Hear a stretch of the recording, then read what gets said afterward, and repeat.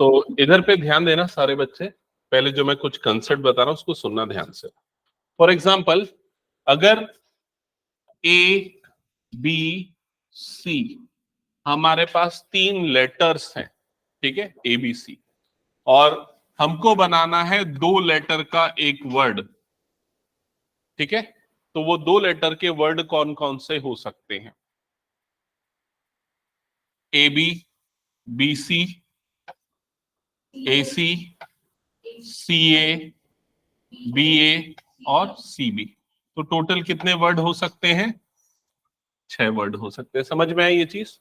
तो अगर हमारे पास 3 ऑप्शंस हैं, हम 2 ऑप्शंस को सेलेक्ट कर रहे हैं और हम ये फाइंड आउट करना चाहते हैं कि नंबर ऑफ परम्यूटेशन कितने, इसी को बोला जाता है परम्यूटेशन। तो नंबर ऑफ परम्यूटेशन कितने बन रहे हैं? तो आंसर क्या होगा? 6। क्लियर हुआ ये चीज? अब अगर मान लो हमारे पास 3 प्लेयर्स हैं ए बी सी, ये तीनों टेनिस के प्लेयर है, ठीक है, हमको टेनिस का एक डबल्स का मैच कराना है, तो हमको इन 3 में से कोई 2 प्लेयर को सेलेक्ट करके एक टीम बनानी है, ठीक है। तो हम किसको किसको सेलेक्ट कर सकते हैं? ए बी सी, सी ए। क्या बी ए आएगा इसमें? नहीं, क्योंकि ए बी और बी ए दोनों क्या हो गया? सेम। बी सी और सी ए दोनों क्या हो गया? सेम। समझ में आ रहा है कि नहीं ये चीज?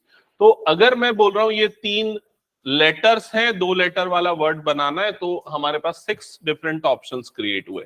अगर 3 प्लेयर्स है, हमें 2 प्लेयर सेलेक्ट करके टीम बनानी है, तो हमारे पास कितने ऑप्शंस क्रिएट हुए? 3 ऑप्शंस क्रिएट हुए। क्लियर हुआ ये चीज? चीजें सेम है, सिलेक्शन भी सेम हो रहा है, लेकिन हमारे आंसर्स दोनों में अलग अलग आ रहे हैं। क्यों अलग आ रहे हैं? क्योंकि ये वाला जो सिचुएशन है ना, यहां पर क्या होता है, अगर हम ऑब्जेक्ट को सेलेक्ट करते समय ऑर्डर आगे पीछे करेंगे तो नया ऑब्जेक्ट बन जाता है। मतलब यहां पर ऑर्डर मैटर करता है कि आप पहले किसको ले रहे हो, बाद में किसको ले रहे हो। दोनों केसेस में अलग आइटम्स क्रिएट होते हैं, लेकिन यहां पर ऑर्डर मैटर नहीं करता। आप ए बी लो या बी ए लो, दोनों का मतलब क्या होता है? सेम। क्लियर हुआ ये चीज? तो ऐसी सिचुएशन को बोला जाता है परम्यूटेशंस, ठीक है, जहां पर ऑर्डर मैटर करते हैं सिलेक्शन करते समय, और ऐसी सिचुएशन को बोला जाता है कॉम्बिनेशन। क्लियर हुआ ये चीज? क्वेश्चन में यूजुअली ऐसा लिखा नहीं रहेगा कि परम्यूटेशन निकालो या कॉम्बिनेशन निकालो, ठीक है, in how many ways we can do this, ऐसा बोल देगा। तो आपको वो समझना पड़ेगा, जैसी सिचुएशन में ऑर्डर मैटर करता है वहां पर परम्यूटेशन के फॉर्मूले लगेंगे, और जहां नहीं करता वहां कॉम्बिनेशन लगेगा। ठीक है, समझ में आई ये चीज? जैसे कि फॉर एग्जाम्पल, एक क्लास में 10 स्टूडेंट्स हैं, मैं 3 स्टूडेंट्स को सेलेक्ट करना चाहता हूं, तो परम्यूटेशन लगाऊंगा या कॉम्बिनेशन लगाऊंगा?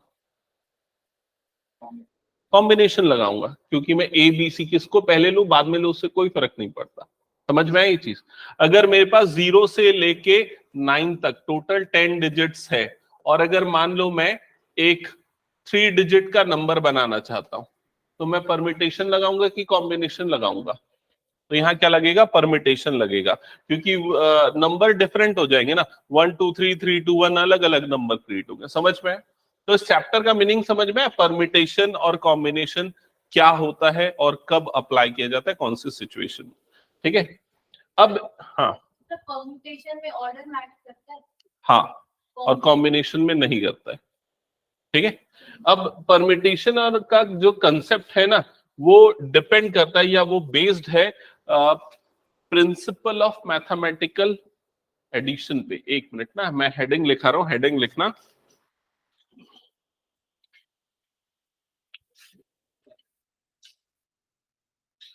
Fundamental principle of counting,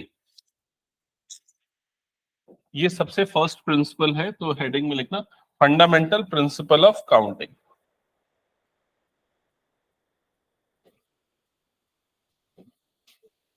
fundamental principle of counting.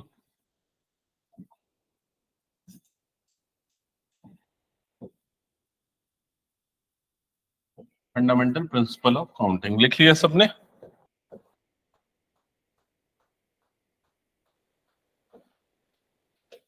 Okay, तो क्या होता है फंडामेंटल प्रिंसिपल ऑफ काउंटिंग? ध्यान से समझना।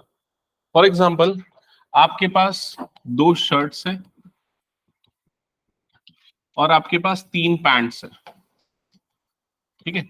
मान लो एक शर्ट है S1, दूसरा शर्ट है S2। 3 पैंट्स है suppose P1, P2 and P3। अगर आपको बोला जाए कि आप कितने तरीके से डिफरेंट कॉम्बिनेशन में इसको पहन सकते हैं, तो आपका आंसर क्या होगा? शर्ट 1 के साथ मैं पैंट 1 ये सेलेक्ट कर रहा हूं, या शर्ट 1 के साथ पैंट 2, या शर्ट 1 के साथ पैंट 3 ये होगा। फिर शर्ट 2 अगर सेलेक्ट कर रहा हूं तो S2 P1, S2 P2 और क्या आ जाएगा? S2 P3। तो टोटल कितने कॉम्बिनेशन में हम इसको पहन सकते हैं? आंसर क्या हो जाएगा? 6। तो अगर ये चीज या शर्ट का सिलेक्शन हमारे पास दो है, दो ऑप्शंस हैं, पैंट्स के सिलेक्शन के लिए हमारे पास 3 ऑप्शंस है, तो टोटल नंबर ऑफ वेज हमारे पास कितने हो जाएंगे? 2 into 3 मतलब कितना हो जाएगा? 6। समझ में? और सपोज अगर हमारे पास 5 टाइज है, 5 टाइज है, तो T1, T2, T3, तो अब कितने कॉम्बिनेशन में हम इसको पहन सकते हैं? तो 2 into 3 into 5, तो आंसर कितना आ जाएगा? 6 5 का कितना हो जाएगा? 30। क्लियर हुआ ये चीज? ठीक है, एक सेकेंड ना, मैं आ रहा हूं।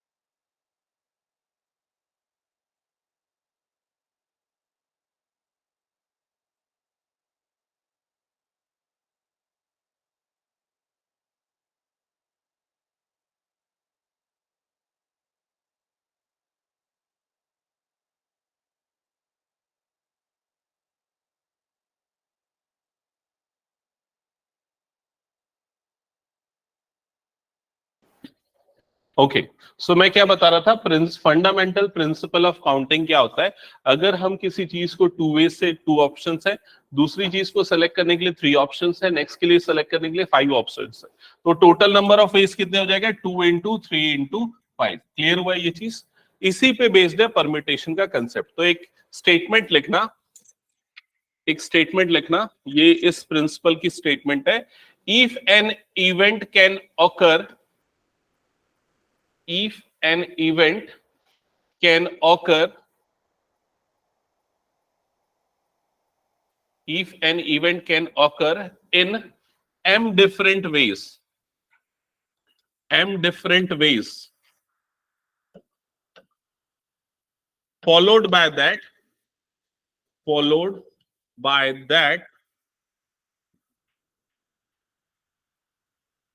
followed by that, another event can occur, another event can occur in n different ways, in n different ways,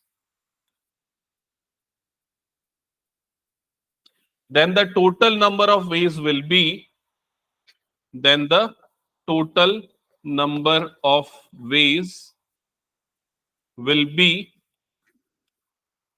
m into n।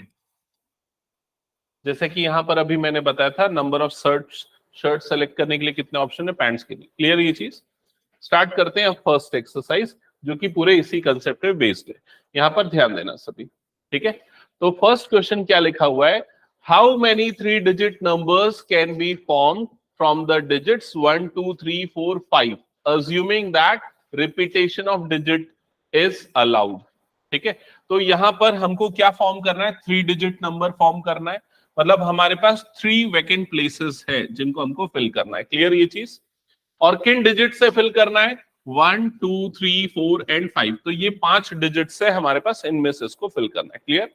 अब यहां पर इसमें कंडीशन क्या लिखी है? Repetition of digit is allowed, मतलब डिजिट रिपीट हो सकता है। तो हम यहाँ 2 चीजें देखेंगे।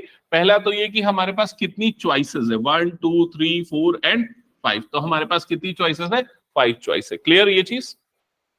Now in how many ways we can fill the first place? तो फर्स्ट प्लेस को फिल करने के लिए हमारे पास कितनी चॉइसेस है? 5। So this place can be filled by 5 different ways. Clear हुआ ये चीज? अब इसमें से कोई एक डिजिट यहां पर पुट होगा। अब आते हैं इस प्लेस के पास। अब इस प्लेस के पास कितनी चॉइसेस है? पूरी 5 चॉइसेस है, क्योंकि डिजिट रिपीट हो सकता है।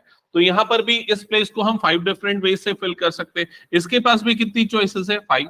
So each place can be filled by 5 different ways. So total number of ways will be 5 into 5 into 5. सबको मल्टीप्लाई कर दो. मैंने अभी बताया ना principle of fundamental principle of counting.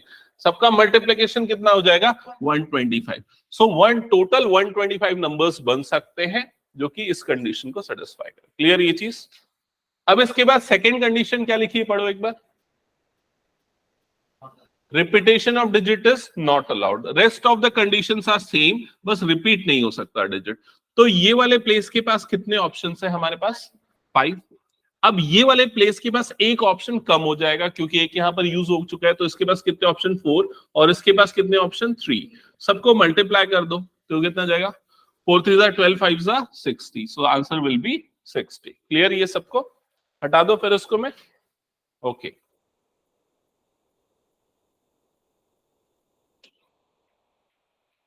Next question पे मूव करते हैं. क्वेश्चन नंबर 2 देखो क्या लिखा हुआ है. हाउ मेनी 3, थोड़ा फास्ट कर दूं क्या मैं. ठीक है. हाउ मेनी 3, ये फर्स्ट एक्सरसाइज से क्वेश्चन वैसे भी नहीं आता, बहुत कम चांस है. How many 3 digit even number can be found using the digits 1 2 3 4 5 6 if the digits can be repeated. Digit repeat हो सकते हैं बोल रहा है. क्लियर. तो कितने डिजिट वाला नंबर बनाना है 3 डिजिट. तो हमारे पास कितने वैकेंट प्लेस हो गए 3. अब नंबर कैसा होना चाहिए बोल रहा है इवन. इवन नंबर कौन डिसाइड करता है. ये वाला डिजिट. समझ में आ रहा है. Ones digit. अगर ये डिजिट इवन है तो नंबर क्या बनेगा इवन नंबर. तो यहां पर हमारे पास जो चॉइसेस है उसमें इवन नंबर वाली कितनी चॉइसेस है काउंट कर लो 3. तो this place can be filled by only 3 ways. Clear ये चीज. Now repetition is allowed. Digit repeat हो सकते हैं. तो इसके पास अब कितनी चॉइस बच गई. All 6 choices are there. 6 है ना. तो इसके पास 6 चॉइसेस बच गई. और इसके पास कितनी चॉइसेस हो गई 6. मल्टीप्लाई कर दो. 6 6 36. 36 into 3 कितना होता है 108. So answer will be 108. Clear सबको. ये हटा दो इसको फिर मैं. ओके नेक्स्ट क्वेश्चन पे मूव करते हैं. क्वेश्चन नंबर 3 चेक करना. इसको पढ़ो एक बार जल्दी से. अनन्या क्वेश्चन पढ़ो.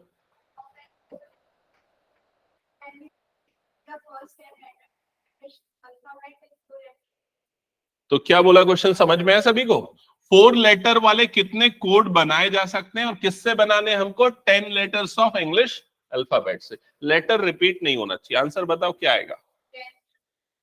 Very good. 10 9 8 एंड 7. मल्टीप्लाई कर दो सबको. क्लियर हुआ सबको ये चीज. हटा दो इसको फिर मैं. ओके चलो नेक्स्ट क्वेश्चन पे मूव करते हैं. Question number 4. काजमा क्वेश्चन पढ़ना. How many 5-digit telephone numbers can be constructed using the digits 0 to 9 if each number starts with 67 and no digit appears more than 1? मतलब डिजिट रिपीट नहीं होना चाहिए और starting के 2 डिजिट फिक्स है. वो क्या है 6 और 7. सो इसके इस प्लेस के पास सिर्फ एक ही चॉइस है ओनली 6. इस प्लेस के पास भी एक ही चॉइस है ओनली 7. क्लियर हुआ. ठीक है. और रेस्ट ऑफ द प्लेसेस के बाद कितनी चॉइसेस है वो देखेंगे. So total number of digits कितने होंगे 0 से 9 के बीच में 10 डिजिट्स होंगे. 0 से 9 तक कितने डिजिट्स हो जाएंगे 10 डिजिट. 2 डिजिट यहां पर यूज हो गए वो यहां पर नहीं हो सकते. तो इस प्लेस के पास कितनी चॉइस बची 8 चॉइस बची ना. ठीक है. इस प्लेस के पास 7 और इस प्लेस के पास 6. मल्टीप्लाई कर दो सबको. 8 7 56 into 6 जो भी आएगा वो आपका आंसर हो जाएगा. क्लियर सबको. ये हटा दो इसको फिर मैं. ओके चलो नेक्स्ट क्वेश्चन पे आते हैं. क्वेश्चन नंबर 5 चेक करना एक बार क्या लिखा हुआ है. A coin is tossed 3 times and the outcomes were recorded. How many possible outcomes are there? ठीक है. तो एक कॉइन को 3 बार टॉस करें 1 2 3. क्लियर हुआ ये चीज. और कितने पॉसिबल आउटकम होंगे ये पूछ रहा है. अगर हमने पहली बार टॉस किया तो आउटकम क्या हो सकता है हेड या टेल 2. तो इस प्लेस के पास कितने ऑप्शन है 2 ऑप्शन.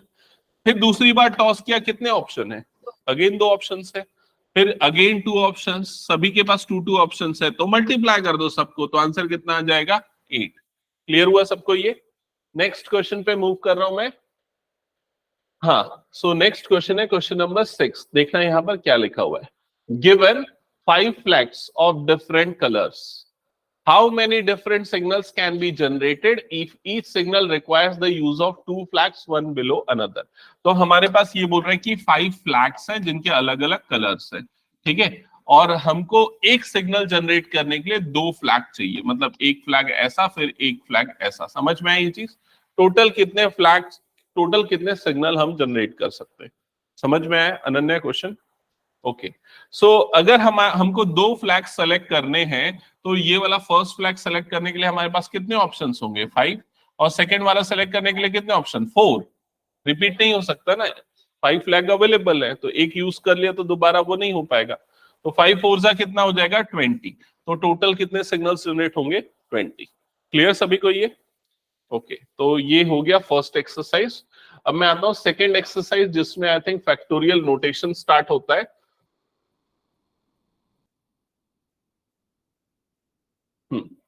तो फैक्टोरियल नोटेशन मैंने वैसे एक बार ऑलरेडी तुम लोगों को बताया हुआ है बायनोमियल के टाइम में, तो थोड़ा बहुत याद होगा। तो फर्स्ट क्वेश्चन में बोल रहा है कि 8 फैक्टोरियल की वैल्यू क्या होगी, ठीक है।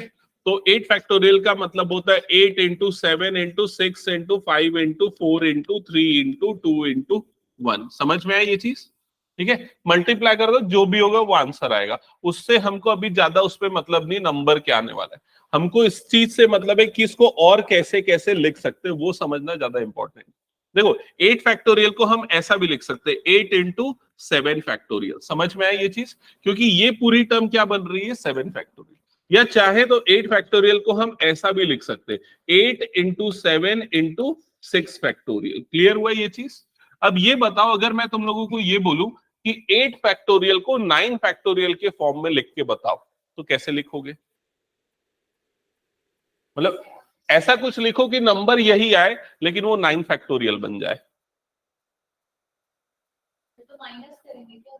नहीं, क्या करेंगे इसको 9 फैक्टोरियल बनाने के लिए? ऊपर में 9 मल्टीप्लाई कर देंगे। देखो यहां पर क्या कर देंगे हम? 9 मल्टीप्लाई कर देंगे और नीचे में भी क्या लिख देंगे? 9। तो ऊपर में ये 9 इंटू 8 7 6 5 4 3 2 1 ये क्या बन जाएगा? 9 फैक्टोरियल। और डिनोमिनेटर में क्या आ जाएगा? 9। समझ में आया कि नहीं ये चीज? ठीक है, तो इस तरह से इसको डिफरेंट वे से हम कर सकते हैं कैलकुलेशन। तो ये क्लियर सभी को? ओके, अब इसका जो सेकंड पार्ट है इस क्वेश्चन का, वो क्या लिखा है? 4 फैक्टोरियल माइनस 3 फैक्टोरियल की वैल्यू कैलकुलेट करो। तो एक चीज क्लियर है कि इसको 4 माइनस 3 होल फैक्टोरियल नहीं लिखा जा सकता, ये गलत है। अगर तुम लोगों को इसको सॉल्व करना है तो पहले 4 फैक्टोरियल कैलकुलेट करोगे, वो कैसे निकलेगा? 4 3 2 1 मल्टीप्लाई करने से। और 3 फैक्टोरियल कैसे निकलेगा? 3 इंटू 2 इंटू 1। तो इन तीनों का मल्टीप्लीकेशन कितना होगा? 24 माइनस, तो आंसर कितना आ जाएगा? 18। क्लियर हुआ ये चीज? ठीक है, हटा दो इसको फिर मैं। ओके, नेक्स्ट क्वेश्चन पे मूव करते हैं। हाँ, अब पूछ रहे 3 factorial plus 4 factorial is equal to 6 7 factorial, होगा या नहीं होगा? यस या नो? वैसे ये मैथमेटिकली करेक्ट नहीं है, ऐसा फैक्टोरियल एडिशन नहीं होता है, लेकिन कोइंसिडेंटली कभी कभी हो जाता है दोनों सेम। तो होगा या नहीं होगा वो चेक करने के लिए आप क्या करोगे? 3 फैक्टोरियल प्लस 4 फैक्टोरियल निकालोगे। तो 3 फैक्टोरियल कितना होता है? 3 इंटू 2 इंटू 1। और 4 फैक्टोरियल कितना हो जाएगा? 4 3 2 1। तो ये हो जाएगा 6 और ये कितना हो जाएगा? 6 4 24। मतलब आंसर कितना आ जाएगा? 30। क्लियर ये चीज? और 7 फैक्टोरियल अगर कैलकुलेट करने जाओगे तो क्या होगा? 7 इंटू 6 इंटू 5 इंटू 4 इंटू 3। मतलब ये ऑब्वियसली बहुत बड़ा नंबर आएगा, तो दोनों आपस में इक्वल नहीं होंगे। क्लियर ये चीज? हटा दो इसको मैं। ओके, नेक्स्ट क्वेश्चन, इस पे आते हैं। इसको कंप्यूट करना है लेकिन स्मार्टली, ऐसा नहीं वो पूरा कैलकुलेशन करके, स्मार्टली करना है।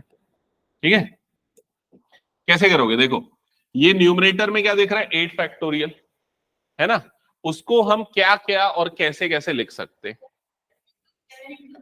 Very good, 8 into 7 into 6 factorial लिख सकते हैं ना ऐसा, क्योंकि 6 फैक्टोरियल का मतलब 6 5 4 3 2 1 एंड सो ऑन। ठीक है, और डिवाइडेड बाय इस 6 फैक्टोरियल को 6 फैक्टोरियल लिखेंगे। और ये 2 फैक्टोरियल का मतलब क्या हो जाएगा? 2 इंटू 1। क्या ये क्लियर हुआ सभी को? अब इसके बाद ये 6 फैक्टोरियल और ये 6 फैक्टोरियल कट गया, तो कितना हुआ न्यूमरेटर में? 8 7 56 डिवाइडेड बाय 2। 2 से इसको कट कर दो, कितने टाइम्स में जाएगा? 28। सो आंसर कितना आ जाएगा? 28। क्लियर? हटा दो इसको फिर मैं। ओके, चलो नेक्स्ट क्वेश्चन पे आते हैं। हाँ, ये वाले क्वेश्चन ना आते हैं क्वेश्चन, ये वाले क्वेश्चन एग्जाम्स में बहुत पूछे जाते हैं, तो ध्यान से समझना इन क्वेश्चंस को। सबसे फर्स्ट क्वेश्चन लिखा हुआ है 1/6 factorial plus 1/7 factorial is equals to x/8 factorial. ठीक है, अब देखो यहां पर प्रॉब्लम क्या है पता है? सभी के फैक्टोरियल अलग अलग है। ठीक है, हम सबको एक जैसा फैक्टोरियल नोटेशन में कन्वर्ट करेंगे। ध्यान से सुनना कैसे करेंगे। यहां पर अगर मुझे इसको 8 फैक्टोरियल बनाना है ना, इस टर्म को, तो मैं क्या करूंगा पता है, ये 7 फैक्टोरियल से मल्टीप्लाई कर दूंगा बाहर में 8। तो ये जो बाहर का 8 है ना, अंदर जाएगा तो वो क्या बन जाएगा, 8 फैक्टोरियल। इसमें किसी को कोई डाउट है? ये 8 मल्टीप्लाई किया तो 8 इंटू 7 फैक्टोरियल, 8 फैक्टोरियल कैसे बन गया?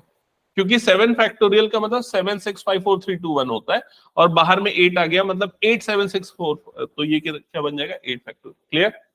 और अगर मैं नीचे 8 से मल्टीप्लाई कर रहा हूं तो न्यूमरेटर में भी मुझे 8 से मल्टीप्लाई करना पड़ेगा। क्लियर ये चीज? ठीक है, जिसके कारण वो बन गया 8 अपॉन 8 फैक्टोरियल, जैसे वो 9 फैक्टोरियल मैंने बस समझाया था।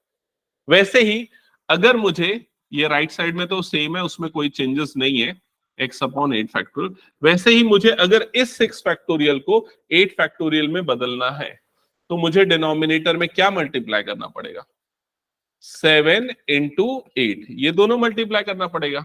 और अगर मैं डिनोमिनेटर में मल्टीप्लाई कर रहा हूं तो ये वाली टर्म मुझे न्यूमरेटर में भी करनी पड़ेगी। तो 7 8 से कितना हो जाएगा, 56, और डिनोमिनेटर में ये पूरा कितना बन जाएगा, 8 फैक्टोरियल। समझ में? अब सभी के डिनोमिनेटर में 8 फैक्टोरियल वाली टर्म है। इससे एडवांटेज क्या होगा, मैं लेफ्ट साइड से 1 अपॉन 8 फैक्टोरियल वाली टर्म कॉमन निकाल दूंगा, जिससे ब्रैकेट के अंदर, या कॉमन निकालने से बेटर है हम एलसीएम ले लें क्या, वो ज्यादा आसान होगा क्या, है ना? सीधा एलसीएम क्या आ जाएगा इसका, 8 फैक्टोरियल, और न्यूमरेटर वाली टर्म क्या हो जाएगी, 56 प्लस 8, और राइट साइड में कितना हो जाएगा, x अपॉन 8 फैक्टोरियल। क्लियर ये चीज? अब हम इस 8 फैक्टोरियल और 8 फैक्टोरियल को काट सकते हैं, तो x की वैल्यू कितनी आ जाएगी, 64। क्लियर हुआ ये चीज सभी को? ऐसे क्वेश्चन में अभी और कुछ प्रैक्टिस करवाऊंगा जो तुम लोगों को बना के दिखाने हैं। इसको हटा दो फिलहाल में। ओके, दिखाओ तो बुक वो आरडी की।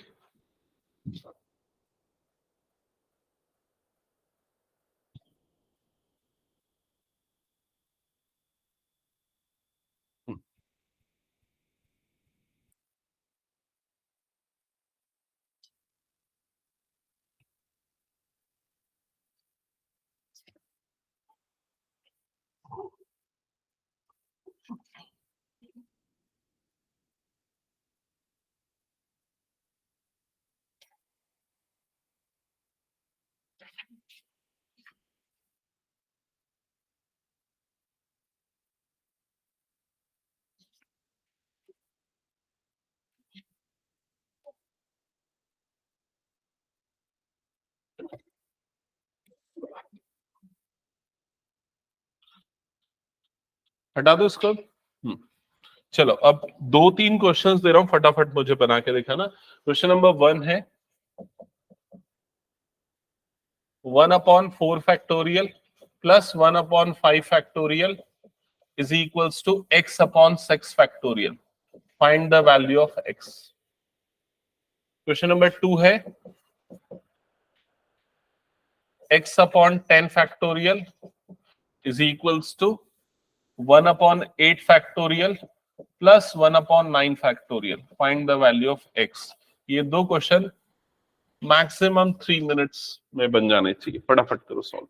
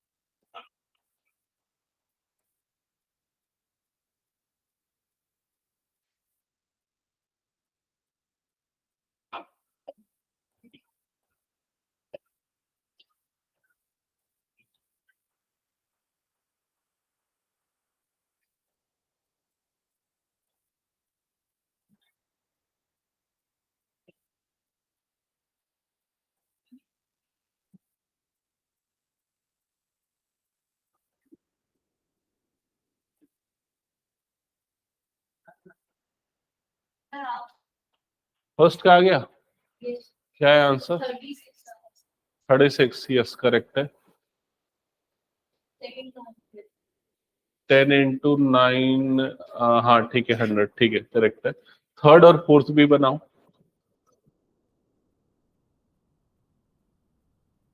सबका आया? बना रहे हो? विदुषा फर्स्ट आ गया? हम्म।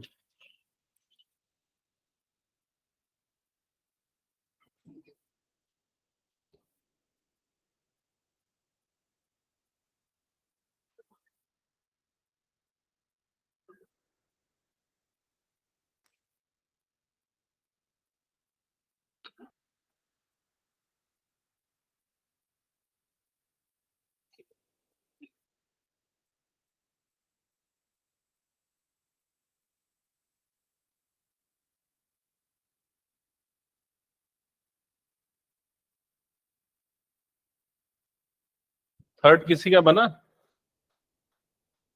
हाँ काजमा सही बना रहे हो, ठीक है। फैक्टोरियल में बदलना है अगर उस नंबर को, तो क्या चीज मिसिंग है? 1 2 3 4 मिसिंग है तो मल्टीप्लाई कर दो। तो अगर मल्टीप्लाई करोगे तो क्या करना पड़ेगा? डिवाइड भी करना पड़ेगा।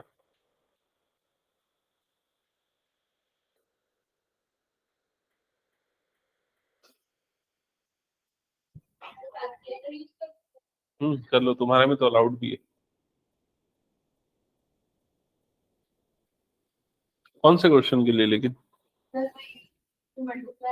अरे नहीं, उसको फैक्टोरियल में बदलना है ना, उसमें मल्टीप्लिकेशन करने की जरूरत नहीं है।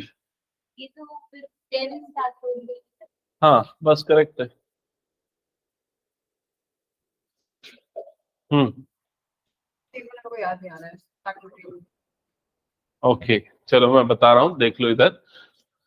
हाँ सबसे पहले तो इस वाली टर्म पे अगर हम फोकस करें यहाँ पर, इसको फैक्टोरियल में बदलने के लिए हम क्या करेंगे? 1 इंटू 2 इंटू 3 इंटू 4 ये मल्टीप्लाई कर देंगे।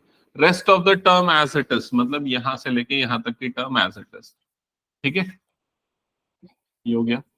अब अगर इससे हमने मल्टीप्लाई किया न्यूमरेटर में, तो डिनोमिनेटर में भी मल्टीप्लाई का 1 इंटू 3 2 इंटू 3 इंटू 4। समझ में आई ये चीज? तो दैट बैलेंस आउट हो। अब ये पूरी जो टर्म है ये पूरा क्या बन जाएगा? 10 फैक्टोरियल बन जाएगा। 10 9 8 7 6 5 4 3 2 1, तो ये बना 10 फैक्टोरियल। और डिनोमिनेटर में ये पूरा टर्म क्या बन गया? 4 फैक्टोरियल। दैट्स इट, इसको हमने कन्वर्ट कर दिया फैक्टोरियल में। मतलब जो चीज मिसिंग है फैक्टोरियल में कन्वर्ट करने के लिए, उसको मल्टीप्लाई कर दो, और मल्टीप्लाई कर रहे हो तो डिवाइड भी कर दो। That's it. ठीक है। हाँ फोर्थ किसका बना? आधा बना है, ठीक है ठीक है।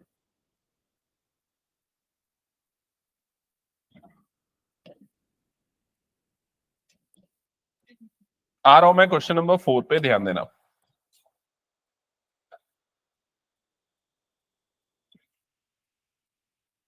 अरे यार 5 पता नहीं।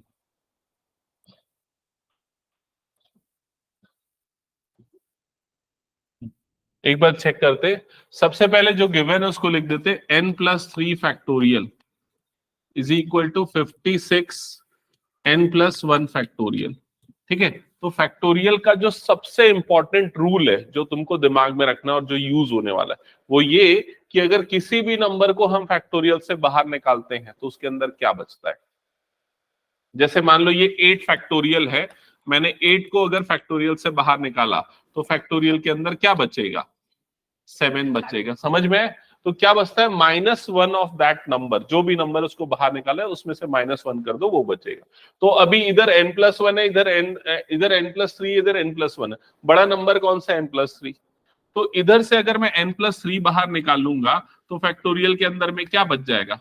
n+2 बचेगा। समझ में? n+3 -1 मतलब क्या बन जाएगा? n+2 ये बचेगा। इज इक्वल टू कितना हो गया? 56। और ये क्या बना? n+1 factorial. अभी भी ये दोनों कट नहीं सकते। अब क्या करेंगे? n+2 को बाहर निकालेंगे।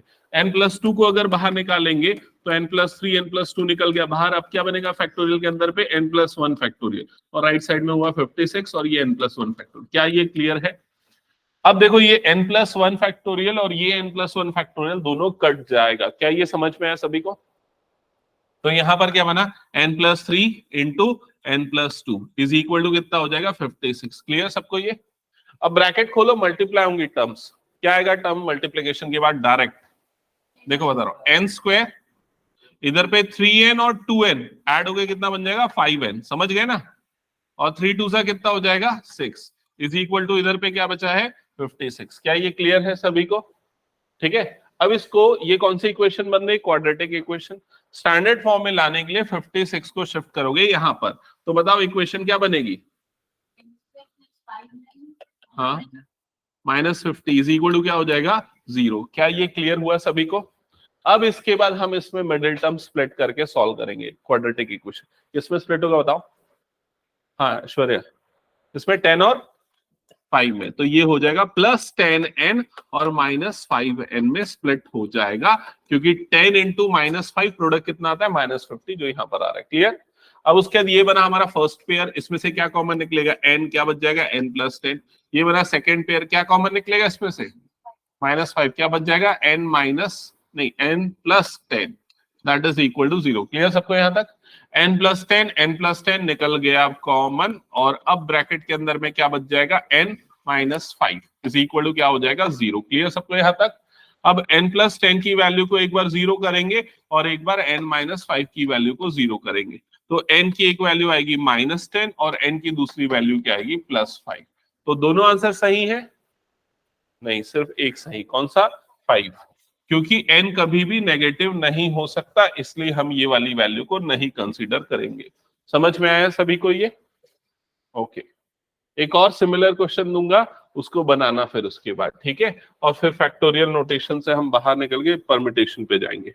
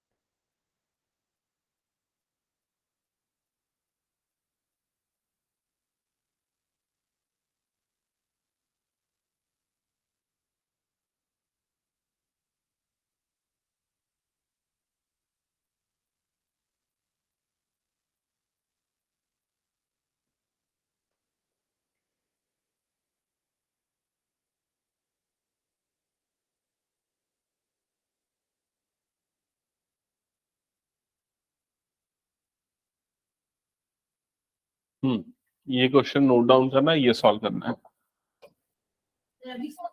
हाँ, ये आखिरी क्वेश्चन है फैक्टोरियल से।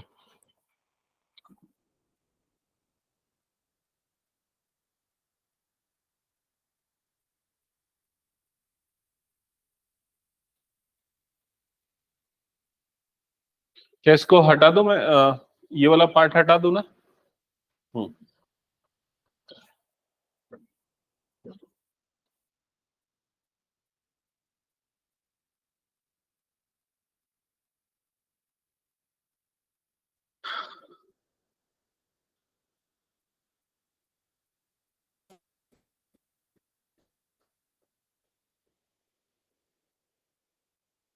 क्वेश्चन नोट कर लिया? ओके, मैं एक बार हिंट दे देता हूँ, समझाता हूँ, सुन लेना, ठीक है? इस नंबर और इस नंबर का रेशियो कितना दिया हुआ है? 44:3, ये गिवन है, ठीक है? इसका मतलब मैं अगर इसको लिखूंगा तो कुछ इस तरह से लिखूंगा, 2n factorial divided bye 2n पूरा है ना, 2n पूरे का फैक्टोरियल डिवाइडेड बाय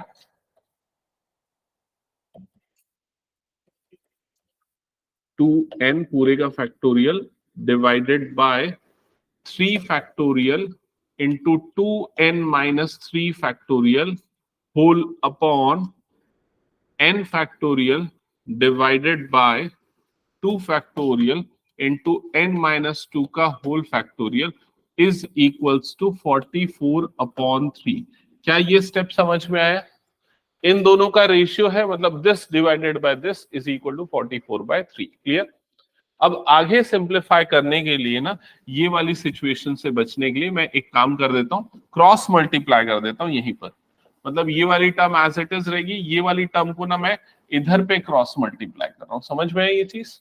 तो यहाँ पर क्या बचेगा, 2n whole factorial divided by 3 factorial into 2n minus 3 factorial is equal to 44/3 into ये टर्म जब उधर जाएगी तो n factorial divided by 2 factorial into n minus 2 factorial. क्या ये समझ में आया सभी को? क्लियर? अब इसके बाद सबसे पहला काम तो मैं यहां पर ये करता हूं, ये जो 3 फैक्टोरियल देखना इधर, ये 3 फैक्टोरियल की वैल्यू कितनी होती है, 3 इंटू 2 इंटू 1 मतलब कितना हो जाएगा, 6।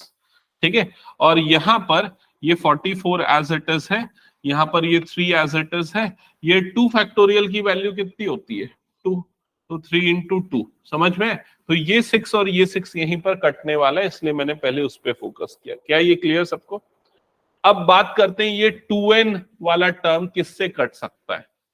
या तो ये कट सकता है इस वाले टर्म से, सेम न्यूमरेटर वाले, या फिर इससे कट सकता है। तो किससे? नीचे वाले से कट सकता है, 2n माइनस 3 वाले से, है ना। तो उससे कट सकता है, तो उससे काटने के लिए हमको क्या करना पड़ेगा, इसको इस फॉर्म में बदलना पड़ेगा, और इस फॉर्म में बदलने के लिए हमको 2n को फैक्टोरियल के बाहर निकालना पड़ेगा। 2n अगर फैक्टोरियल के बाहर निकलेगा तो फैक्टोरियल के अंदर क्या बचेगा, 2n माइनस 1 बचेगा। जो भी नंबर फैक्टोरियल से बाहर निकलता है अंदर में क्या बचता है, -1 ऑफ दैट नंबर। ठीक है, तो मैं अगर 2n माइनस 1 को भी फैक्टोरियल से बाहर निकाल दूं तो फैक्टोरियल के अंदर क्या बचेगा, 2n माइनस 2, और 2n माइनस 2 को भी अगर फैक्टोरियल से बाहर निकाल दूं तो क्या बच जाएगा फैक्टोरियल के अंदर में, 2n माइनस 3। तो यहां पर लिखूंगा 2n माइनस 3 फैक्टोरियल। क्या ये स्टेप समझ में है? यही सबसे इंपॉर्टेंट स्टेप है। नहीं आया समझ में? ठीक है, इधर देख लो फिर। देखो ये जो 2n फैक्टोरियल है ना, इसका मतलब क्या होता है, 2n into 2n minus 1 into 2n minus 2 into 2n minus 3 into 2n minus 4। ऐसा करते हुए कहां तक जाता है, 3 इंटू 2 इंटू 1, ऐसे ही जाता है। समझ में? जिस भी नंबर का फैक्टोरियल निकालते हैं ऐसे ही होता है। अब मैंने क्या किया, मैंने इन तीनों नंबर को छोड़ के इस नंबर से लेके यहां तक का टर्म्स देखा, तो 2n माइनस 3, 2n माइनस 4, ऐसा करते हुए कहां तक जा रहा है, वो 1 तक। तो ये पूरे टर्म को हम क्या लिख सकते हैं, 2n माइनस 3 का होल फैक्टोरियल, ऐसा लिख सकते हैं। जैसे फॉर एग्जाम्पल अगर 10 फैक्टोरियल है तो 10 फैक्टोरियल का मतलब क्या होता है, 10 into 9 into 8 into 7 into 6 into 5 into 4 into 3 into 2 into 1, ये होता है। ठीक है, अब अगर मान लो मैं फर्स्ट 3 टर्म्स को छोड़ दूं, इन तीनों को लिख देता हूं 10 into 9 into 8, rest of the terms को हम क्या लिख सकते हैं, यहां से यहां तक के पूरे को क्या लिख सकते हैं, 7 फैक्टोरियल। तो ये क्या बन जाएगा, 7। समझ में आई ये चीज? बस वही चीज यहां पर अप्लाई हुई है। ठीक है, तो ये हो जाएगा 2n इंटू, हाँ ये तो मैंने ऑलरेडी यहां पर लिख दिया। क्या ये क्लियर है सबको, कोई डाउट है इसमें? उसी तरीके से इन दोनों टर्म्स में अगर हम देखेंगे तो ये n factorial as it is है, ये 2 फैक्टोरियल को तो हमने लिख दिया 2, नहीं ये n फैक्टोरियल को बदल सकते हैं ना हम। n फैक्टोरियल को किस में कन्वर्ट कर सकते हैं, n माइनस 2 में। कैसे कन्वर्ट करेंगे, n इंटू n माइनस 1, और फिर क्या बन जाएगा, n माइनस 2 का फैक्टोरियल, और डिवाइडेड में ऑलरेडी क्या है, n माइनस 2 का फैक्टोरियल। क्या ये क्लियर हुआ सभी को? अब देखो कौन कौन सी टर्म्स यहां पर कैंसल आउट होंगी। एक तो ये वाली टर्म, अच्छा ये मैंने लिखना भूल गया था ना, 2n माइनस 3 वाली फैक्टोरियल वाली, तो ये वाली टर्म न्यूमरेटर से और ये वाली टर्म डिनोमिनेटर से कैंसल आउट होगी। यहाँ n माइनस 2 फैक्टोरियल यहां से और n माइनस 2 फैक्टोरियल यहां से कट जाएगा। अब न्यूमरेटर में क्या बचा, 2n into 2n minus 1 into 2n minus 2। अच्छा एक और चीज कट जाएगा ना, ये 6 और 3 2 ये वाला 6 कट जाएगा। क्लियर ये चीज? तो यहाँ डिनोमिनेटर में कुछ भी नहीं बचा है, और राइट साइड में क्या बचा है उसको लिख देते हैं एक बार, 44n इंटू n माइनस 1। क्या यहां तक सबको क्लियर हुआ? ठीक है, अब देखो यहां से ये वाला n कट जाएगा और यहां से ये वाला n कट जाएगा, कटेगा। ये 2 1 और ये 2 2 22, ये कट जाएगा। तो यहां पर क्या बच गया, 2n माइनस 1, ये बचा 2n माइनस 2, और इधर पे बच गया 22 इंटू n माइनस 1। क्या ये क्लियर है सभी को? ठीक है, अब और क्या कर सकते हैं इसमें, देखो करेक्ट, हम इसमें से 2 कॉमन निकाल सकते हैं। 2 कॉमन निकलेगा तो क्या बेनिफिट होगा, n-1 बचेगा और वो इस n-1 से कट जाएगा, तो 2 निकला कॉमन, तो यहां पर बच गया n-1 और ये 22 और इधर पे भी क्या बचा है n-1। अब ये n-1 और ये n-1 कट गया, समझ में आई ये चीज, ठीक है, हाँ बोलो। देखो 2 और 22 भी कट गए। हाँ कट जाएगा ना, नहीं वो 2 तो कट, अच्छा कटेगा, अभी नहीं कटा है ना, अभी ये नया 2 बाहर निकला ना। ओके, लिख देता हूं पहले बाकी बची टर्म्स को, फिर काटते हैं। इधर पे 2 under bracket 2n-1 is equal to क्या बच गया यहाँ पर 22, यहां तक क्लियर। तो 2n-1 की वैल्यू कितनी हो जाएगी 22/2, 2 1 जा 2 11 जा, तो 2n-1 इज इक्वल टू हो गया 11, तो 2n इज इक्वल टू हो गया 12, तो n इज इक्वल टू क्या हो गया 6, दैट्स इट, खत्म। ठीक है, तो ये क्वेश्चन पूछ सकता है तुम्हारे स्कूल में।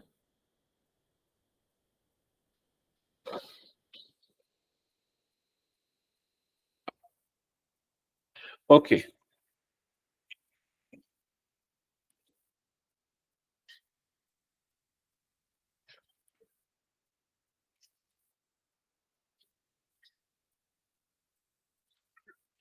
अच्छा अब मैं कुछ एनसीईआरटी के क्वेश्चंस करवा देता हूँ आगे के, इसके से रिलेटेड। कहाँ गए ये सेकंड एक्सरसाइज, मैंने स्टार्ट कर दी थी क्या, खत्म हो गया क्या सेकंड एक्सरसाइज एनसीईआरटी के पॉइंट ऑफ व्यू से, बच्चा है एक ही बचा, बस ये क्वेश्चन बचा है ना। हाँ इसको तो बना लोगे ना, बस वैल्यू रखना है। एन की जगह पे क्या डाल दोगे 6 और आर की जगह पे क्या डाल दोगे 2, तो ये 6 फैक्टोरियल डिवाइडेड बाय कितना हो जाएगा 6 माइनस 2 का फैक्टोरियल। 6 फैक्टोरियल होता है 6 फैक्टोरियल और ये कितना बन जाएगा 4 फैक्टोरियल, समझ में है ये चीज।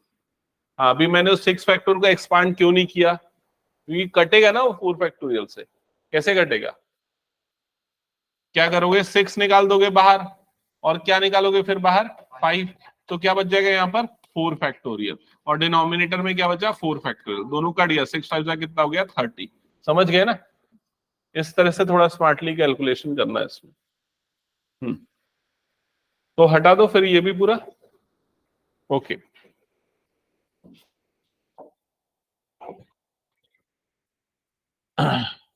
अब देखो जो मैंने सबसे पहले एक थ्योरम बताया था फंडामेंटल प्रिंसिपल ऑफ काउंटिंग, वो थ्योरम से रिलेटेड ही ना कुछ फॉर्मूले बनने वाले हैं जिसको अभी मैं बताने वाला हूं, ठीक है। तो एक एग्जांपल के तौर पे मैं बताता हूँ, सुनना एक बार मेरी बात ध्यान से।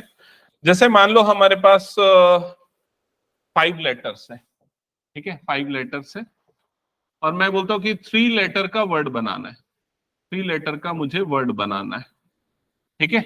रिपीटेशन अलाउड नहीं है, रिपीटेशन नॉट अलाउड, ओके। तो ये बताओ कि कितने वर्ड्स बन सकते हैं और कैसे निकालते थे अभी तक हम, ऐसा 3 ब्लैंक स्पेस बनाते थे।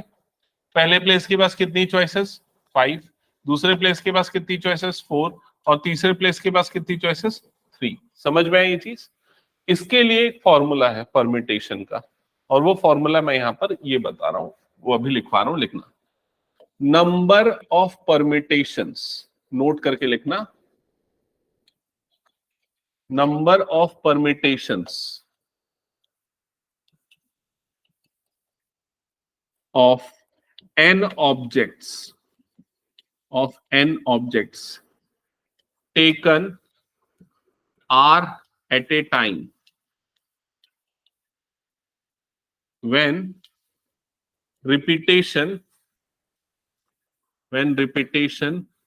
is not allowed is given by npr is equal to n factorial divided by n minus r factorial।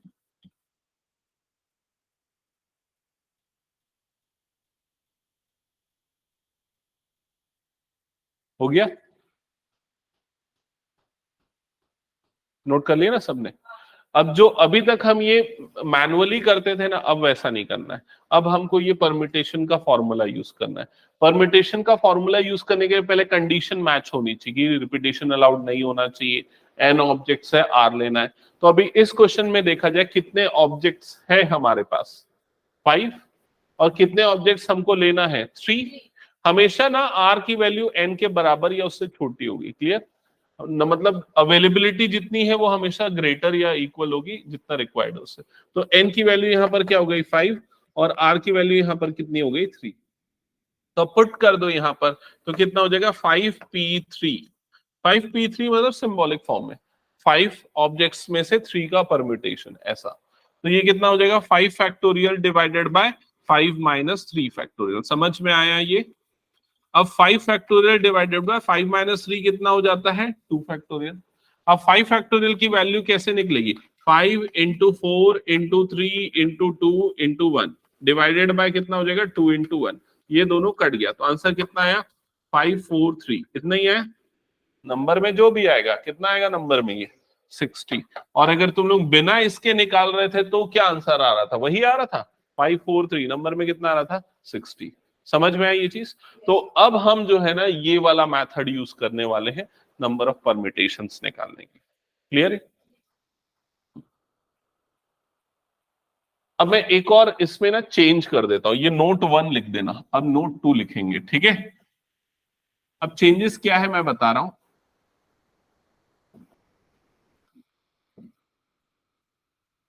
ये पूरी स्टेटमेंट एज इट इज हमको रखनी है, सिर्फ आखिरी में ना एक चीज चेंज कर देनी, और फॉर्मूला उसका तुम लोग बताओगे। ये वाला जो वर्ड है ना रिपीटेशन नॉट अलाउड, तो नॉट को काट देना, रिपीटेशन अलाउड। अब बताओ इस फॉर्मूले में क्या चेंज होगा?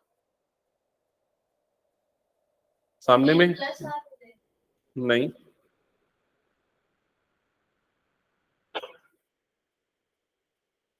तो एन इक्वल्स टू आर हो जाएगा। नहीं ऐसा कुछ नहीं है। सेम एग्जांपल लेते हैं, हमारे पास 5 लेटर्स हैं, 3 लेटर का वर्ड बनाना है, लेटर्स रिपीट हो सकते हैं, रिपीटेशन इज अलाउड। तो पहले प्लेस के पास कितनी चॉइस रहेगी 5, दूसरे प्लेस के पास कितनी चॉइस रहेगी 5, तीसरे के पास भी कितनी चॉइस रहेगी 5।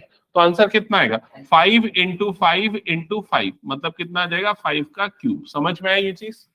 अब बताओ सोच के फॉर्मूला क्या बना? नहीं n equal to r cube. नहीं, आंसर होगा n की पावर r। यहां पर कितने ऑब्जेक्ट्स थे 5, कितने ले रहे हैं हम एक बार में 3, तो कितना रहा 5 की पावर 3, तो n की पावर 3, मतलब 5 की पावर 3, n की पावर r। समझ में आई ये चीज? क्लियर? तो अब अगर मैं बोल दूं, एक एग्जांपल के लिए बोल रहा हूं, देखो एमसीक्यू में किस टाइप के क्वेश्चंस बनते हैं, जो डायरेक्ट बनते हैं, ठीक है? हमारे पास 26 लेटर्स है, हमको 5 लेटर का वर्ड बनाना है, रिपीटेशन अलाउड है, बताओ कितने परम्यूटेशंस होंगे 26 टू दी पावर 5। समझ में आ गया ये चीज? वो कोई डब्बा मेथड यूज करने की जरूरत नहीं, सीधा फॉर्मूला यूज करना है हमको, ठीक है? और अगर रिपीटेशन नॉट अलाउड है बोलेगा तो क्या करोगे, तो ये वाला फॉर्मूला यूज करोगे। क्लियर हो गया सबको ये चीज? ओके, हटा दो ना फिर उसको मैं। हाँ, ये नोट 2 था, अब नोट 3 पे आना, थर्ड नोट पॉइंट।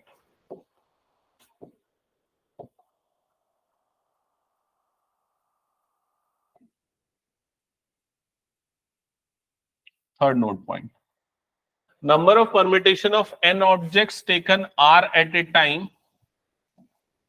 फिर उसके बाद का स्टेटमेंट थोड़ा सा मैं चेंज कर रहा हूं,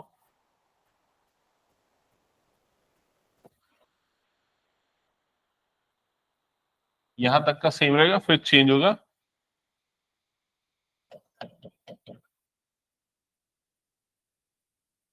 नहीं नहीं एक मिनट ना, थोड़ा सा और चेंज होगा।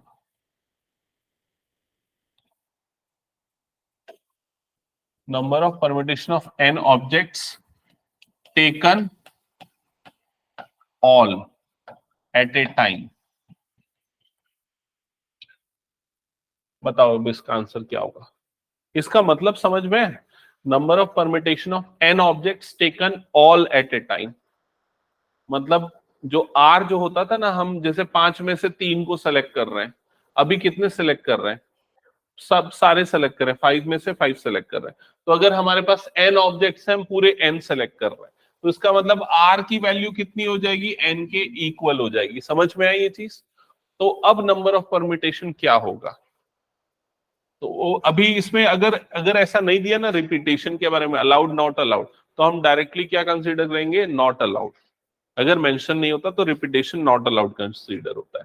ठीक है, तो नंबर ऑफ परम्यूटेशन क्या बनता है? एनपीआर बनता है। वो कितना बन जाएगा? एनपीएन बन जाएगा। समझ में आई ये चीज?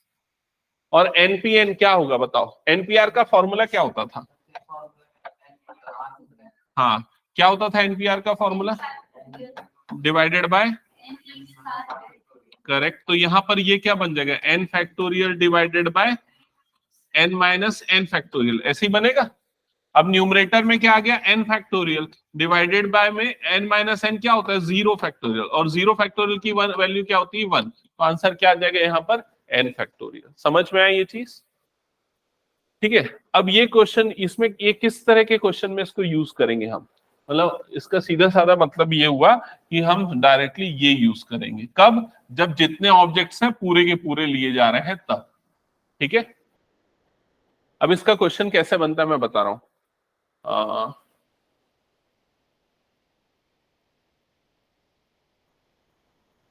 हाँ, फाइंड, क्वेश्चन लिखना, find the number of permutations, find the number of permutations of the word, find the number of permutation from the letter of the word, from the letters of the word March, Of the word from the letters of the word March, MARCH. Find the number of permutation from the letters of the word March. तो इसका मतलब क्या हुआ? मार्च, ये जो word है, इसके जितने भी लेटर्स हैं उसका नंबर ऑफ परम्यूटेशन क्या होगा? तो यहां पर उसने मेंशन नहीं किया कितने ऑब्जेक्ट्स हैं, कितना लेना है। उसने इनडायरेक्टली बता दिया कितने ऑब्जेक्ट्स हैं, 5 ऑब्जेक्ट्स। कितने हमको लेने हैं एट ए टाइम? सारे के सारे लेने हैं, क्योंकि उसने मेंशन नहीं किया है। तो एन और आर दोनों क्या हो गया? सेम। तो डायरेक्टली आपका आंसर क्या आ जाएगा? 5 फैक्टोरियल। That's it. समझ में आया ये चीज सभी को? ठीक है, अब उसके बाद नोट 4 पे आना। नोट 4 जल्दी से लिखना, इसमें रेडी हो ना?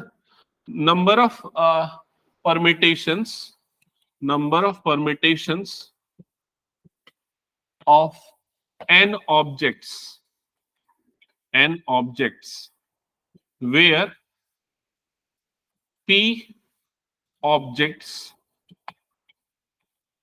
are of same kind,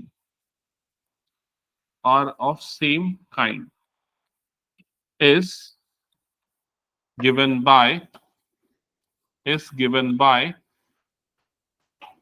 n factorial divided by p factorial, is given by n factorial divided by p factorial. Note कर लिया सबने? अब यहां इसका मतलब समझाने के लिए ना पहले मैं एग्जांपल लिखाता हूं। पहले एग्जांपल लिख लो, एक क्वेश्चन के फॉर्म में है। क्वेश्चन है फाइंड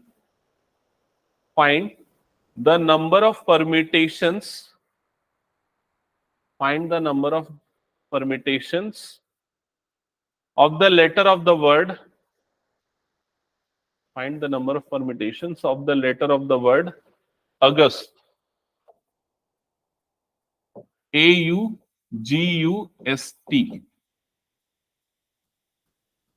ठीक है,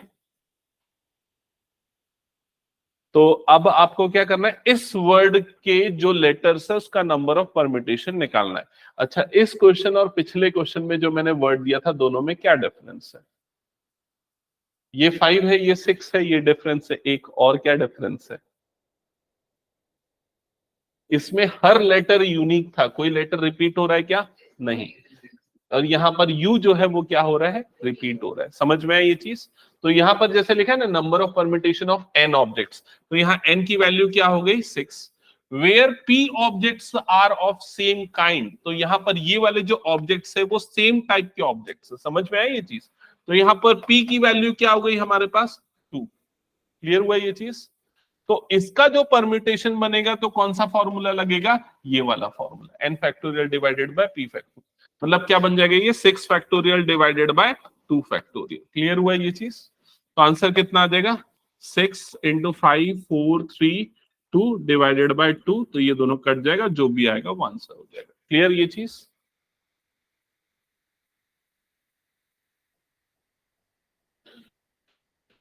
ओके, अब नेक्स्ट लिखना। मैं एक और एग्जांपल बोलता हूं, दिसंबर। अभी मेरे को कैलेंडर सामने दिख रहा है तो उसी से वर्ड दे दे रहा हूं, ठीक है। दिसंबर अगर ये वर्ड है तो बताओ उसके लेटर्स से क्या परम्यूटेशन बनेगा। Number of permutation of from the letter of the word December. 8 factorial upon 3 factorial. Correct answer क्या हो जाएगा 8 फैक्टोरियल डिवाइडेड बाय 3 फैक्टोरियल। ठीक है,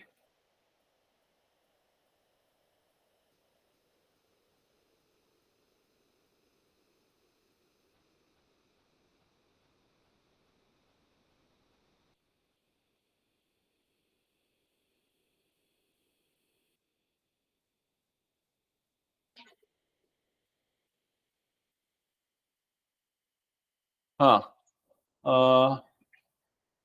एक और वर्ड दे रहा हूं, ठीक है। लिखना इंडिपेंडेंस, INDE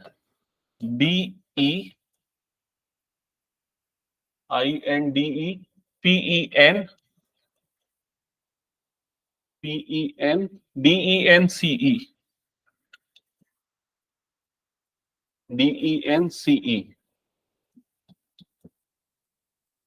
ठीक है, अब बताओ इस वर्ड के लिए नंबर ऑफ परम्यूटेशंस क्या होंगे। ठीक है, इसको ना बनाने के लिए अभी जब मैंने 4 नोट लिखा है ना, उनमें से काम नहीं आने वाला है।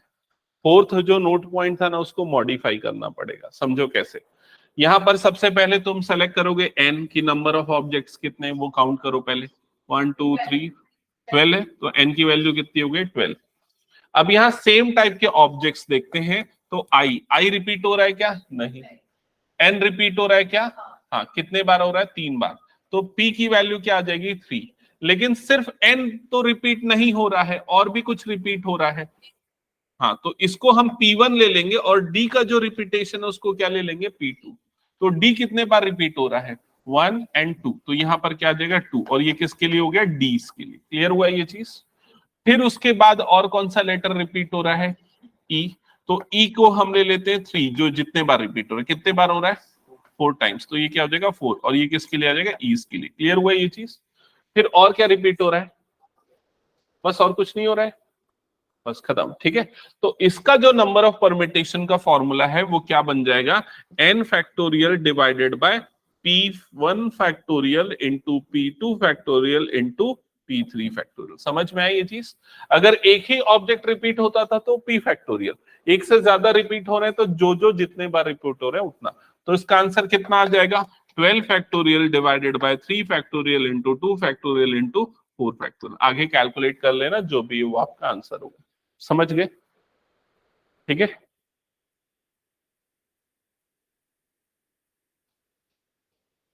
हटा दो फिर इसको मैं। ओके चलो, अब हम स्टार्ट करते हैं एक्सरसाइज। हाँ, तो मैं थोड़ा सा बता देता हूँ शॉर्ट में एक बार कैसे बनने वाले क्वेश्चंस। जैसे कि क्वेश्चन नंबर 1 में क्या लिखा है, पढ़ो एक बार। How many three-digit number can be formed using the digits 1 to 9 if no digit is repeated? हाँ, तो अब देखो इसमें क्या क्या पॉइंट्स तुमको दिमाग में रखने जैसे ही क्वेश्चन पढ़ोगे। पहला तो ये कि कितने डिजिट अवेलेबल है 9, तो पहली चीज क्या लिखोगे n इज इक्वल टू हो गया 9। समझ में है? दूसरी चीज ये कि कितने डिजिट सेलेक्ट करने हैं हमको एट ए टाइम 3, तो r की वैल्यू क्या हो गई यहाँ पर 3। समझ में आई ये चीज? तीसरी चीज ये कि रिपीटेशन अलाउड है कि नहीं है, रिपीटेशन अलाउड नहीं है, तो कौन सा फॉर्मूला लगेगा NPR वाला फॉर्मूला लगेगा, तो क्या हो जाएगा 9 फैक्टोरियल 9p3, मतलब ये कितना हो जाएगा 9 factorial divided bye 9 minus 3 factorial. समझ गए ना, ये हो जाएगा, बन जाएगा, हटा दो। ओके चलो नेक्स्ट क्वेश्चन पे मूव करते हैं। नेक्स्ट क्वेश्चन पढ़ो, अब इसमें क्या लिखा हुआ है। How many 4 digit numbers are there with no digit repeated. तो अब देखो यहां पर ना इतना टोटल कितने डिजिट होते हैं पहले ये बता दो। डिजिट कितने होते हैं? 10 होते हैं ना डिजिट, 0 से लेके 9, मतलब कितने डिजिट होते हैं हमारे पास? 10 डिजिट होते हैं। समझ में है ये चीज? अब इसमें कितने डिजिट का नंबर बनाना है हमको? 4 डिजिट का नंबर बनाना है। तो इसका n की वैल्यू अगर 10 और r की वैल्यू अगर 4 लेके सीधा 10p4 निकाल दोगे तो आंसर गलत हो जाएगा। क्यों गलत हो जाएगा पता है? क्योंकि ये 10 डिजिट में एक डिजिट कौन सा होता है? 0 वाला भी होता है। तो अगर पहली पोजीशन पे 0 आ गया तो वो 4 डिजिट नंबर नहीं कहलाएगा, वो कौन सा नंबर कहलाएगा? 3 डिजिट नंबर। समझ में आई ये चीज? तो इसलिए इसमें हमको अलग अलग तरीके से करना पड़ेगा। हमको पहली डिजिट को अलग से फिल करना पड़ेगा। तो पहली डिजिट के लिए हमारे पास n की वैल्यू कितनी हो जाएगी? 9। समझ में आई ये चीज? और r की वैल्यू कितनी हो जाएगी? 1, क्योंकि पहले प्लेस को फिल कर रहे हैं तो उसके लिए परमिटेशन क्या आ जाएगा? 9p1। क्लियर हुआ? और बाकी 3 डिजिट्स के लिए कोई रिस्ट्रिक्शन नहीं है, तो उसके लिए परमिटेशन कितना होगा? नहीं ना, क्या होगा बताओ? 9p1 नहीं नहीं 8p8 नहीं 10 भाई, फिर से बता दूं, सुन लो। हमारे पास पहले के लिए रिस्ट्रिक्शन क्या थी? क्योंकि हम 10 डिजिट्स में से 0 को नहीं ले सकते, इसलिए इसके पास 9 ऑप्शंस थे, एक वैकेंट प्लेस था। हाँ, रिपीटेशन नॉट अलाउड है ना। हाँ, तो रिपीटेशन नॉट अलाउड है, इसमें कोई रिस्ट्रिक्शन नहीं है। तो इसमें 10 डिजिट पूरे हैं, लेकिन एक डिजिट यहाँ पर यूज हो चुका है, तो कितने बच गए? 9 ऑप्शंस बच गए हमारे पास। और वैकेंट प्लेसेस कितने हैं? 3। तो आंसर कितना आ जाएगा? 9p3। क्या ये समझ में आया सभी को? पक्का? अनन्या डाउट है अभी भी लग रहा है? क्या डाउट है बताओ? देखो हमने पहले प्लेस के लिए अलग से परमिटेशन निकाला, उसके पास 9 ऑप्शन है, 1 प्लेस है। फिर इसके पास भी 9 ऑप्शन बचा, क्योंकि एक यहां यूज हो गया था, इस वजह से। समझ में आई ये चीज? मल्टीप्लाई कर देना, जो भी है वो फाइनल आंसर मिल जाएगा। नेक्स्ट क्वेश्चन पे आते हैं। हाँ बताओ जल्दी से answer. 3 digit even number can be made. 3 digit even number, अब देखो फिर से रिस्ट्रिक्शन हो गई। 3 डिजिट नंबर होना चाहिए लेकिन इवन नंबर। इवन नंबर कौन डिसाइड करता है? ये वाला डिजिट। ये वाला डिजिट क्या होना चाहिए? इवन। तो पहले इसके लिए परम्यूटेशन निकालते हैं। इस वाले प्लेस के पास कितने ऑप्शन है देख के बताओ? 3 ऑप्शन है, मतलब n की वैल्यू कितनी हो गई? 3। और कितने सेलेक्ट करने हैं? ओनली 1। तो इसको हम कितने वे से फिल कर सकते हैं? 3p1। समझ गए? बाकी कितने प्लेसेस बच गए हमारे पास? 2 प्लेसेस। इसके पास कोई रिस्ट्रिक्शन है? नहीं। कितने ऑब्जेक्ट्स इसके पास अवेलेबल हैं? क्यों 7 है? 1 2 3 4 5 6 है। और डिजिट रिपीट नहीं हो सकता, तो एक यूज हो चुका है, तो एक कम हो चुका है। तो मतलब कितना ऑप्शन बच गया हमारे पास? 5 बचा ना? क्या हुआ काजमा? कितने हैं टोटल? 6 है ना? एक यहां पर यूज कर लिया ना हमने, रिपीट नहीं हो सकता, तो कितना बच गया? 5 बचा ना? 5। तो इसके लिए नंबर ऑफ परमिटेशन क्या होगा? 5p2, क्योंकि 2 वैकेंट प्लेसेस है। एकदम क्लियरली समझो, इस चीज में कंफ्यूज नहीं होना है, ठीक है? हटा दो इसको फिर मैं। ओके नेक्स्ट क्वेश्चन पढ़ो एक बार।